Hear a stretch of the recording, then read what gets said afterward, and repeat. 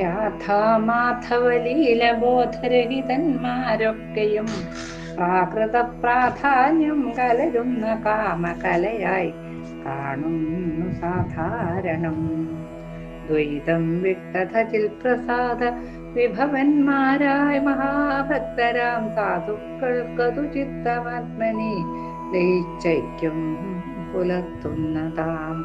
അങ്ങനെയുള്ള ആ ഭഗവാന്റെ, ആ പൊന്നുതമ്പുരാന്റെ, ആ രാധാമാധവന്റെ, ആ രുക്മിണി കൃഷ്ണന്റെ, ആ അർജുന സാരഥിയുടെ കഥ നമുക്ക് നോക്കാം. ഇപ്പോൾ രണ്ടുപേരും കൂടി ഇവിടെ കാളിന്തിയുടെ തീരത്ത് ഇരിക്കുന്നതല്ലേ നമ്മൾ ഇന്നലെ വനഭിക്ഷ ചോദിച്ചിട്ട് അദ്ദേഹം അഗ്നി ഭഗവാൻ വന്ന സ്ഥലത്താണ് നമ്മളെ വെച്ചിട്ടുണ്ടായിരുന്നത്.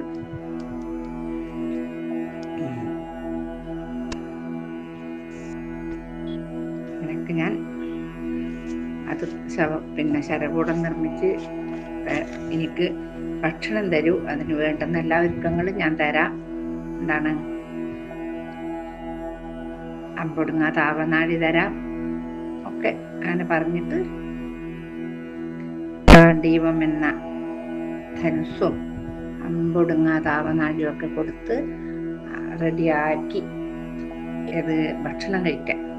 എന്ത് ഭക്ഷണം? കാണ്ഡവം തിന്നണം. ഇപ്പം ഞങ്ങൾ രണ്ടുപേരുണ്ടെന്ന് പറഞ്ഞു. ഇങ്ങനെ പറഞ്ഞ് അഗ്നിദേവൻ മുമ്പേയും മാധവൻ കിരീടിയും ബിംബയുമായി നടന്നു. എവിടെയൊക്കെ നടന്നു? ഇടതിങ്ങിയ വൻമരങ്ങൾ നിറഞ്ഞു നിൽക്കുന്ന കടും വനത്തിലേക്കാണ് അവർ പോയത്. ഏറെ ദൂരം നടക്കേണ്ടി വന്നില്ല. വനത്തിന്റെ ഒരു ഭാഗത്ത് വരണ്ട പുല്ലുകൾക്കകത്ത് അഗ്നി ജ്വലിക്കുന്നുണ്ടായിരുന്നു. അതിന് മുകളിൽ ചുറ്റും കെട്ടി മറച്ചിട്ടില്ലാത്ത ഒരു മേൽക്കുരയുമുണ്ട്.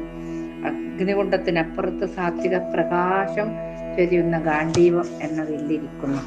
അതവർ കണ്ടു. ബ്രാഹ്മണ രൂപത്തിൽ നിൽക്കുന്ന അഗ്നിദേവൻ അഗ്നികുണ്ഡത്തിന് 3 പ്രാവശ്യം വലം വെച്ചു. അത് കഴിഞ്ഞ് വില്ലും മാവനാഴിയും എടുത്തു മാധവന്റെ പാദത്തിൽ വെച്ചു. അതാണ് നാം ശ്രദ്ധിക്കേണ്ട കാര്യം. ഇവിടെ വെച്ചത് മാധവന്റെ പാദത്തിൽ. ആരാണ് കുടീരം കെട്ടിയിട്ട് മഴേനെ തടുക്കുന്നത്? അർജുനൻ. ആ ഭഗവാന്റെ മഹത്വം അറിഞ്ഞ് ആ പാദങ്ങളെ സമർപ്പിക്കാൻ തോന്നിയതിന്റെ പിന്നിൽ തന്നെ ഒരുപാട് ആ മനസ്സിന്റെ നൈർമല്യം, മനസ്സിന്റെ നന്മ ഉണ്ട് എന്ന് നമുക്ക് മനസ്സിലാവുമല്ലോ. എന്നിട്ട് പറയുന്നു, ഗോപതേ, വരുണനിൽ നിന്ന് വാങ്ങിയ ഈ ഗാണ്ഡീവം ധനഞ്ജയന് നൽകുവാൻ അനുഗ്രഹിച്ചാലും ഇരുവരം കൊണ്ടും പൊരുതി കയറുവാൻ പാർത്ഥനെ ശാപം സഹായിക്കും എന്ന് പറഞ്ഞു. മാധവൻ വില്ലിൽ തൊട്ട് നയനങ്ങൾ പൂട്ടി നിന്നു. കേശവനിൽ നിന്നും ഒരു പ്രഭ ഊർന്നിറങ്ങി വില്ലിലും മാവനാഴിയിലും ലയിച്ചു. അഗ്നികുണ്ഡത്തിൽ നിന്നും വർഷിക്കുന്ന ജ്വാലയുടെ കടുത്ത പ്രകാശത്തിൽ അർജുനൻ അത് കണ്ടില്ല. ഇത്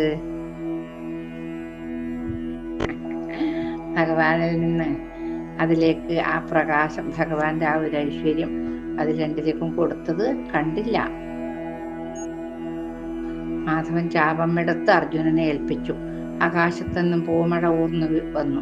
ശത്രുനാശനത്തിന് ബലത്ത ചാപം കരത്തിലെന്തി പാർത്ഥൻ നാരായണനോട് ചേർന്നു നരമൂർത്തിയായി തിളങ്ങി. നരനാരായണന്മാരായി രണ്ടുപേരും. ഇപ്പോ അർജുനൻ വില്ലെടുത്തു. അനായാസം ഞാൻ ബന്ധിച്ചു. ആകാശത്തിലേക്ക് ഒരമ്പ് തൊടുത്തു വിട്ടു. 1000 അഗ്നിപ്പൊരികൾ ചിതറി കാണ്ഡവത്തിന് മുകളിൽ ബാണം പാഞ്ഞു നടന്നു. അഗ്നിദേവൻ വരുണനോട് വാങ്ങിയ കൗമോദകി എന്ന നാമമുള്ള ഗദ ഭഗവാൻ കൊടുത്തു. ഭഗവാനൊന്നും കൊടുക്കാണ്ടെന്നില്ല. അഗ്നികുണ്ഡം കത്തിജ്വലിക്കുവാൻ തുടങ്ങി. ബ്രാഹ്മണൻ പുഞ്ചിരിച്ചുകൊണ്ട് അഗ്നിയിലേക്ക് നടന്നിറങ്ങി. അഗ്നിനാളമായി ബ്രാഹ്മണൻ കാണ്ഡവത്തിൽ പടർന്നു കയറി. പുല്ലുകളിൽ ഊർന്നിറങ്ങി അഗ്നിവൃക്ഷങ്ങളിൽ കത്തി ഉയർന്നു. ഘോര ശബ്ദത്തോടെ കാറ്റിന്റെ കരത്തിൽ അഗ്നി നാക്കിട്ട് ചുഴറ്റി കാണ്ഡവത്തിൽ കുതിച്ചു പാഞ്ഞു നടന്നു. ആകാശത്ത് പ്രളയമേഘങ്ങൾ വന്ന് നിരന്നു. പാർത്ഥൻ അമ്പുകൾ കൊണ്ട് ശരകൂടം തീർത്തു. യമുനയുടെ കരയിൽ ശരകൂട കവാടത്തിൽ കാവൽ ഭടന്മാരെ പാർത്ഥനും പാർത്ഥസാരഥിയും നിന്നു. അർജുന, രക്ഷിക്കണേ, ഗോപതി എന്നെ കാത്തുകൊള്ളണേ. തീക്കുണ്ടത്തിനകത്തുനിന്ന് ഇങ്ങനെ ഒരു ശബ്ദം കവാടത്തിൽ പൊട്ടി വീണു. ഗോകുലേശ, പകുതി വെന്ത എന്നെ രക്ഷിക്കണേ പാർത്ഥ, അമ്പ് തൊടുക്കരുതേ. അപ്പം ഭഗവാൻ ചോദിച്ചു, ആരാണ് താങ്കൾ? ആരായാലും താങ്കൾക്ക് ഇനി അഗ്നി ഭയവും ശരഭയവും ഉണ്ടാവുകയില്ല. ആരാണ്? പെട്ടെന്ന് ശരവൂടെ കവാടത്തിൽ നിന്നും ഒരു കറുത്ത രൂപം മാധവന്റെ മുമ്പിലേക്ക് ചാടി വീണു. ആ രൂപം കരം കൂപ്പി പറഞ്ഞു, മാധവ, നീ എന്നെ അറിയും, അസുരശില്പിയായ മയനാണ് ഞാൻ, എന്നെ രക്ഷിക്കൂന്ന് പറഞ്ഞു. മാധവൻ മയനെ എഴുന്നേൽപ്പിച്ചു. യമുനയിലെ ജലം ഒരു കുടന്നയിൽ കോരി മയന്റെ ശരീരത്തിൽ ഒഴിച്ചു. ബന്ധഭാഗങ്ങൾ ശരീരത്തിൽ നിന്ന് മാഞ്ഞുപോയി. മയൻ പൂർണ്ണ ശോഭനായി തിളങ്ങി. ഉണ്ടായതിനേക്കാളും സൗന്ദര്യം മയന് കിട്ടി. ആ ഭഗവാന്റെ തൃക്കരം കൊണ്ട് അഭിഷേകം ചെയ്തു മയനെ.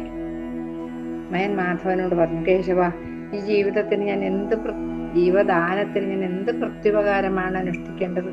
എന്റെ കർമ്മങ്ങൾ ശ്രേഷ്ഠമായത് എന്തും അങ്ങനെയൊക്കെ പറയാം, സന്മനസ്സോട് ഞാൻ ചെയ്തു തരുന്നതാണ് എന്ന് പറഞ്ഞു. അപ്പോ പറഞ്ഞു, അസുരശില്പിയായ താങ്കൾ യുധിഷ്ഠിര മഹാരാജാവിനെ ഇന്ദ്രപ്രസ്ഥത്തിൽ ഒരു സഭാമണ്ഡപം പണിഞ്ഞു കൊടുക്കുക.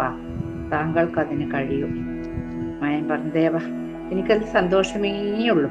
ദേവലോകത്ത് പോലും കാണുവാനാകാത്തൊരു സഭ ഞാൻ പാണ്ഡവർക്ക് നിർമ്മിച്ചു നൽകുന്നതാണ്. അങ്ങനെ പറഞ്ഞിട്ട് ഭഗവാന്റെ അനുമതി വാങ്ങി മയൻ പോയി. ഖാണ്ഡവം കത്തി അമരുവാൻ തുടങ്ങി. അഗ്നിഖാണ്ഡവത്തിൽ ഘോര താണ്ഡവം തന്നെ നടത്തി. നിമിഷങ്ങൾ കഴിഞ്ഞപ്പോൾ സസ്യശ്യാമളമായ ഖാണ്ഡവം ആമത്തോട് പോലെ കറുത്ത് കരുവാളിച്ച് കിടന്നു. അസഖ്യമായ ഉഷ്ണത്തിൽ തപിച്ച ശരീരവുമായി പാർത്ഥനും കേശവനും യമുനയുടെ തീരത്തിലൂടെ മുകളിലേക്ക് നടന്നു. സായാഹ്നമായി. യമുനയിൽ മഞ്ഞിന്റെ നേർത്ത ആട പോലെ പടരുവാൻ തുടങ്ങി.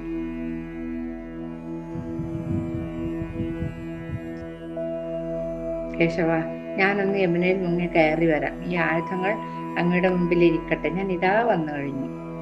പാർത്ഥൻ യമുനയുടെ തീരത്തേക്ക് നടന്നു. മഞ്ഞ് കട്ടപിടിക്കുവാൻ തുടങ്ങി. അല്പനിമിഷങ്ങൾക്കുള്ളിൽ കേശവനും പാർത്ഥനും മഞ്ഞിന്റെ പുകയിൽ മൂടി നിന്നു. ധനഞ്ജയൻ നദീതീരത്തേക്ക് വേഗം ചെന്നു. നദിയുടെ അല്പമുള്ളിൽ ആരോ നിൽക്കുന്നത് പോലെ പാർത്ഥന് തോന്നി. പാർത്ഥൻ കുറെ കൂടി അടുത്തു ചെന്നു. ധ്യാനത്തിൽ മുഴുകി നിൽക്കുന്ന ഒരു യുവതിയാണതെന്ന് പാർത്ഥന ബോധ്യമായി. ഇതും ഭഗവാന്റെ കളി തന്നെ, അർജുനനെ കൊണ്ട് പറയിപ്പിക്കാൻ. ശിരസിൽ കരങ്ങൾ മുകളീകൃതമാക്കി അരയോളം ജലത്തിൽ നിന്നവർ തപസ് ചെയ്യുന്നു. നീണ്ടു ചുരുണ്ട കാർകൂന്തൽ അഴിഞ്ഞ് ജലപ്പരപ്പിൽ പായതുപോലെ കിടക്കുന്നു. അവളെ കണ്ടാൽ കാളിന്തിയിൽ മഞ്ഞിൽ പൊതിഞ്ഞൊരു ഇന്ദ്രനിങ്ങനെ പുഷ്പം വിടരും പോലുണ്ട്. അത്ര സൗന്ദര്യം. ധനഞ്ജയൻ ആ യുവതിയുടെ അടുത്ത് ചെന്ന് ചോദിച്ചു, ഹേ യുവതി, ഭവതി ആരാണ്? ഒറ്റയ്ക്ക് ഇവിടെ നിന്ന് തപസ് ചെയ്യുന്നത് എന്തെങ്കിലും കാരണമുണ്ടോ? ഒന്ന് ഞെട്ടിത്തെറിച്ചുപോയി ആ പെൺകുട്ടി. എന്നിട്ട് പറഞ്ഞു, അർജുനെ തന്നെ നോക്കി. മഞ്ഞിന്റെ തുള്ളികൾ മുത്തമണികളായി മെയ്യിൽ ചാർത്തി യുവതി പതുക്കെ പറഞ്ഞു, അങ്ങാരാണ്? വാക്കിൽ നിന്നും ഭൂതതയുള്ള ആളാണെന്ന് മനസ്സിലാക്കുന്നു. ആരാണങ്ങ്? അപ്പൊ ധനഞ്ജയൻ പറഞ്ഞു, ഞാൻ പാണ്ഡുസുതനായ അർജുനനാണ്. ഇനി ഭവതി ആരാണെന്നും ലക്ഷ്യം എന്താണെന്നും പറയൂ. പെട്ടെന്ന് അവളുടെ മുഖം വികസിച്ചു. മന്ദാക്ഷഭാവത്തോടെ അവൾ പറഞ്ഞു, കാളിന്തി എന്നാണ് എൻ്റെ നാമം. സൂര്യദേവന്റെ മകളാണ് ഞാൻ. യമുന എന്നും എന്നെ ചിലർ വിളിക്കുന്നു. അമ്പാടിക്കും വൃന്ദാവനത്തിനും കുളിര് നൽകി ഞാൻ ഒഴുകുന്നു. എൻ്റെ സൈകതം അടിത്തട്ടിലായിരുന്നു മാധവൻ കണ്ണനായി ബാലലീലകളാടി വളർന്നത്.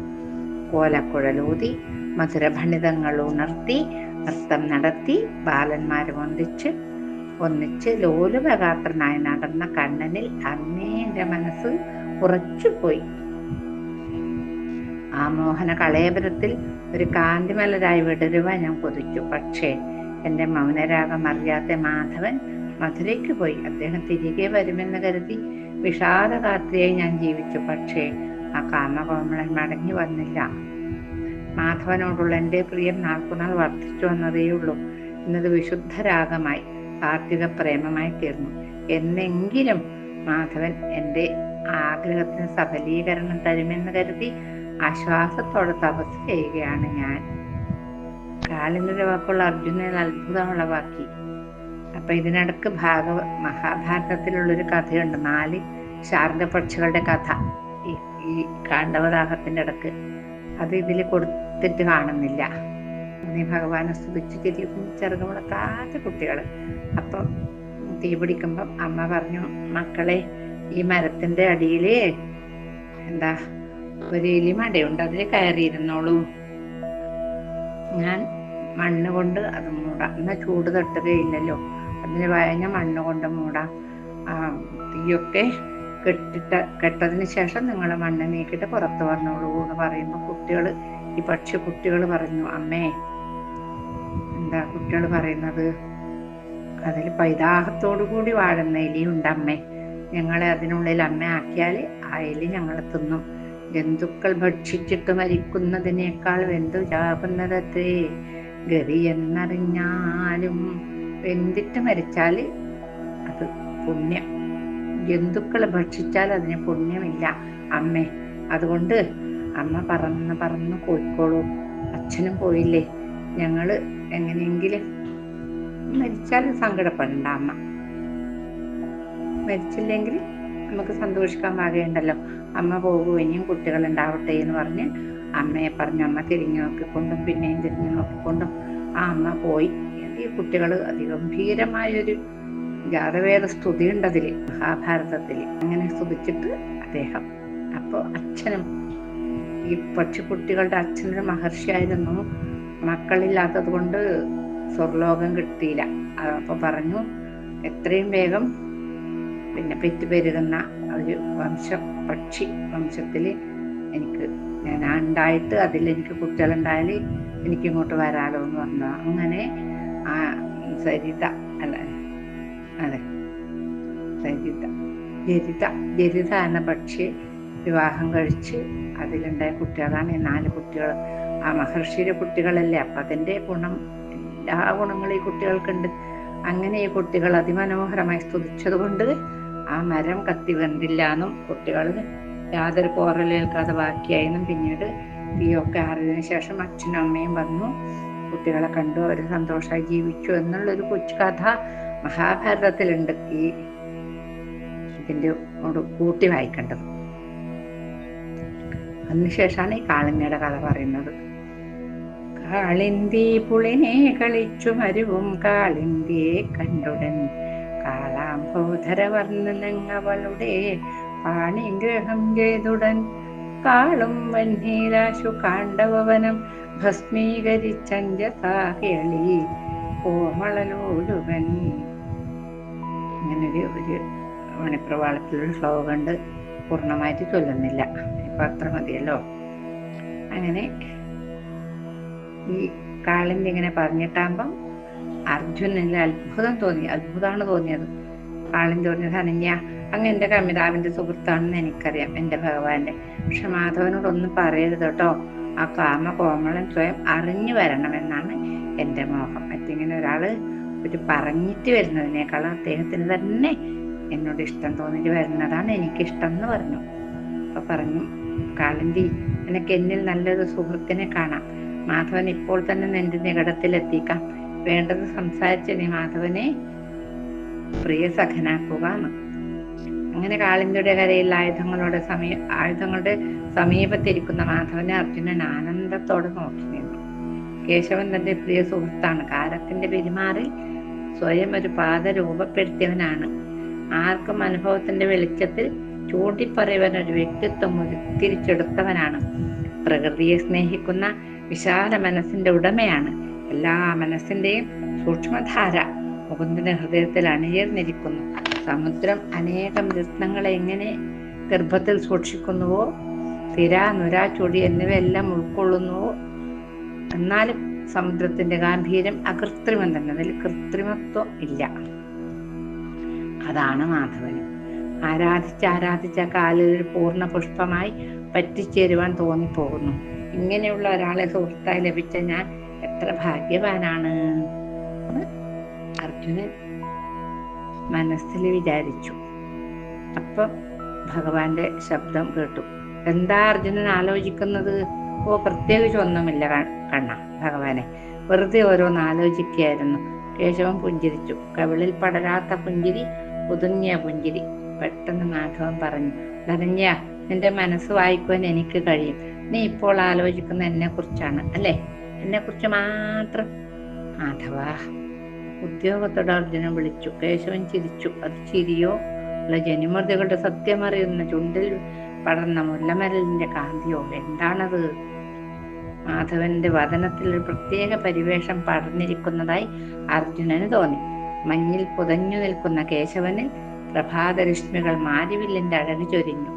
അപ്പൊ അർജുനൻ പറഞ്ഞു, കേശവ, കാളിന്തി അങ്ങേ തന്നെ സ്മരിച്ചു യമുനയുടെ വിരിമാറിൽ തപം ചെയ്യുന്നു. അവളുടെ ആഗ്രഹത്തിന് സാഫല്യം നൽകുവാൻ കാലമായില്ലേ? ഒന്നും പറയാതെ യമുനയുടെ തീരത്തേക്ക് നടന്നു. യമുനയുടെ ഹൃദയത്തിൽ അരയോളം നീര് ആലിലക്കണ്ണനെ അറിഞ്ഞാരാധിക്കുന്ന അംബുജമുഖിയുടെ നികടത്തിലേക്ക് കേശവൻ മൃദുല പദവിന്യാസത്തോടെ ശബ്ദം കേൾപ്പിക്കാതെ നടന്നു. സൈകതപ്പരപ്പിലൂടെ നടന്നു വരുന്ന മാധവനെ കാളിന്തി കണ്ടു. അവരുടെ ഇടറിഞ്ചി തുടിച്ചു. അകക്കണ്ണുണർന്നു. പുളകങ്ങൾ പൂത്തുലഞ്ഞു. കൺകോണിൽ കന്മത ബിന്ദുക്കൾ പൊടിഞ്ഞു. പാദങ്ങൾ ചലിക്കുന്നതറിയാതെ, മനം തുടിക്കുന്നതറിയാതെ കാളിന്തി മാധവന്റെ നികടത്തിൽ ഒഴുകി വന്നു. കണ്ണന്റെ മുമ്പിൽ അവൾ സാലഭഞ്ജികയായി പ്രണമിച്ചു. ഒരു സാലഭഞ്ജിക പോലെ മാധവൻ ഇരുകരം കൊണ്ടും സൂര്യപുത്രിയെ താങ്ങി എഴുന്നേൽപ്പിച്ചു. അവളുടെ മുഖത്ത് ഇങ്ങനെ നോക്കി. ആ കണ്ണുകളിലേക്ക് മാധവൻ ഊർന്നിറങ്ങി. ആ ചുണ്ടുകളിലേക്ക് മാധവൻ അലിഞ്ഞമർന്നു. ആ വദനത്തിൽ കേശവൻ പ്രകാശരൂപിയായി. കാളിന്തി മാധവന് പുളകമായി, കുളിരായി. കാലം അവിടെ കണ്ണും പൂട്ടി നിന്നു. പ്രകൃതിയും പുരുഷനും ഒന്നായി എന്നാണ് പറയേണ്ടത്. അർജുനനും കേശവനും കാളിന്തിയും ഇന്ദ്രപ്രസ്ഥത്തിലെത്തി. അല്പ ദിവസങ്ങൾ കൂടെ അവിടെ തങ്ങിയ ശേഷം മാധവൻ കാളിന്തിയുമൊത്ത് ദ്വാരകയിലേക്ക് മടങ്ങി.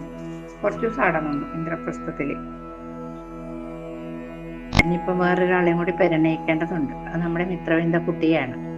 വസുദേവരുടെ അനുജത്തിയും കുന്തിയുടെ ജ്യേഷ്ഠത്തിയുമായ രാജാതിദേവിയുടെ മകളാണ് മിത്രവിന്ദ. അതായത് അർജുനന്റെ വല്യമ്മയുടെ മകള്, അനുജത്തി. സുന്ദരിയും സുശീലയുമായ പെൺകുടിയാണ്. കുന്തിയെ കാണുവാൻ പലപ്പോഴും ചെന്ന കൂട്ടത്തിൽ കേശവൻ ഈ ഭവനത്തിൽ കയറിയിരുന്നു. അമ്മായിയെ കാണുകയും മിത്രവിന്ദയുമായി കുശലങ്ങൾ നടത്തുകയും പതിവായിരുന്നു. അതും അച്ചമ്പങ്ങളാണല്ലോ. മിത്രവിന്ദക്ക് 2 ജ്യേഷ്ഠന്മാരാണുള്ളത്, വിന്ദനും അനുവിന്ദനും. മിത്രവിന്ദയെ യോഗ്യനും ബലശാലിയുമായ ഒരു ക്ഷത്രിയകുമാരനെ കൊണ്ട് വേളി കഴിപ്പിക്കണമെന്നായിരുന്നു ജ്യേഷ്ഠന്മാരുടെ ആഗ്രഹം. അതിലൂടെ അവർ രാജത്വവും പ്രൗഢിയും നേടുവാനാണ് ഉദ്ദേശിച്ചത്. മിത്രവിന്ദക്ക് 16 വയസ്സ് തികഞ്ഞു. അവൾക്ക് വിവാഹപ്രായമായി. അനുയോജ്യരായ പല രാജകുമാരന്മാരും അവളെ പാണിഗ്രഹണം ചെയ്യുവാൻ ആലോചിച്ചു. അതങ്ങനെയാണല്ലോ. ഒരു പെൺകുട്ടി, സുന്ദരിയായ പെൺകുട്ടി ഉണ്ട് രാജകുമാരിയായിട്ട് വന്ന് എല്ലാവരും അവിടെ ചാടിയെത്തും.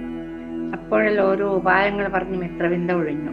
ഇന്നത്തെ പെൺകുട്ടികളെ പോലെ തന്നെ എനിക്കായിട്ടില്ല, ആകുമ്പോൾ ഞാൻ പറയാനൊക്കെ അല്ലേ ഇന്നത്തെ പെൺകുട്ടികൾ പറയുന്ന. മനസ്സിലാരെങ്കിലും കയറി കൂടിയിട്ടുണ്ടെങ്കിൽ അതുപോലെ മിത്രവിന്ദയും പറഞ്ഞു, ഒന്നും പുതിയതല്ല കേട്ടോ, ഒക്കെ പഴയത് തന്നെടാ. ഇന്ന് നടക്കുന്നതൊക്കെ പഴയ കാലത്ത് നടന്ന കഥകൾ തന്നെയാണ്. നാളുകൾ കഴിയുന്തോറും മിത്രവിന്ദ ദേവലോക തരുണികളെ അതിശയിക്കുന്ന സൗന്ദര്യഗാത്രിയായി. ജ്യേഷ്ഠന്മാർക്കൊരു കാര്യം ബോധ്യപ്പെട്ടു. സഹോദരിയെ വിവാഹം ചെയ്ത് വിടേണ്ട സുവർണ അവസരമാണിത്. കാലം പോയാൽ കോലം കെടും. ഇപ്പൊ നല്ല താരുണ്യത്തിലും സൗന്ദര്യത്തിലും ഒക്കെയാണ് ചെയ്യുന്നത്. ആരും അവളെ തിരിഞ്ഞു നോക്കാതെയും കാലം കഴിഞ്ഞാൽ കോലം കെട്ടിച്ച്. അനേകം വിവാഹാലോചനകൾ വന്നിട്ടും അവൾക്ക് പൊരുത്തമാകുന്നതുമില്ല. ഇനി അവൾ ആരെയെങ്കിലും മനസ്സിൽ സൂക്ഷിക്കുന്നുണ്ടോ അതറിയണം. അവർ രാജാതിദേവിയെ കണ്ടു പറഞ്ഞു, അമ്മേ, മിത്രവിന്ദക്ക് നല്ല ആലോചനകൾ ഒന്നും അവൾക്ക് ബോധിച്ചില്ല. ഇനിയും നല്ല നല്ല ആലോചനകൾ വരുന്നുമുണ്ട്. ഹസ്തിനാപുരത്തിലെ ദുര്യോധന മഹാരാജാവ് കണ്ടി ചോദിച്ചിരിക്കുകയാണ് ബുദ്ധ്യാസുരൻ. അദ്ദേഹം വന്നാൽ അവളെയും കൊണ്ടേ മടങ്ങും. അതിന് പിന്നെ വേറെ അപ്പീലില്ല അമ്മേ. അതിനു മുമ്പ് അവൾ മറ്റാരെയെങ്കിലും സ്നേഹിക്കുന്നുണ്ടോ എന്ന് അമ്മ ചോദിച്ചറിയണം. നല്ല ബന്ധമാണെങ്കിൽ നമുക്കത് നടത്തിയാലും മതി. അങ്ങനെ അമ്മ മകളെ വിളിച്ചു ചോദിച്ചു. ആദ്യമൊക്കെ അവളിങ്ങനെ ഒഴികഴിവ് പറഞ്ഞു, ഒഴിഞ്ഞൊഴിഞ്ഞു മാറി. പിന്നെ നിർബന്ധം തുടരുകയും ദുര്യോധനുടനെ വരുമെന്ന് കേൾക്കുകയും ചെയ്തപ്പോൾ മിത്രവിന്ദ പറഞ്ഞു, അമ്മേ, ഞാനൊരാളെ ഹൃദയത്തിൽ വെച്ച് പൂജിക്കുന്നുണ്ട്, ആരാധിക്കുന്നുണ്ട്. അദ്ദേഹത്തെ അല്ലാതെ മറ്റൊരാളെ വിവാഹം കഴിക്കുവാൻ എന്നെ നിർബന്ധിക്കരുത് അമ്മ. ചോദിച്ചു, മകളെ, നിന്റെ മനസ്സ് അഭിജാത കുലത്തിൽ തന്നെ ചെന്നെത്തുമെന്ന് എനിക്കറിയാം. ആരെയാണ് നീ മനസ്സിൽ സൂക്ഷിക്കുന്നത്? പറയൂ. ജ്യേഷ്ഠന്മാരെ വിട്ട് വരം അറിയിപ്പിക്കുവാനാണ്. മിത്രവിന്ദ പറഞ്ഞു, അമ്മേ, അന്യരാരുമല്ല അത്. എന്റെ ഹൃദയേശ്വരൻ, ലോകസാക്ഷിയായ കർമ്മസാക്ഷിക മൂർത്തിയായ മാധവനാണ്, അമ്മയുടെ സഹോദരന്റെ പുത്രൻ തന്നെയാണ്.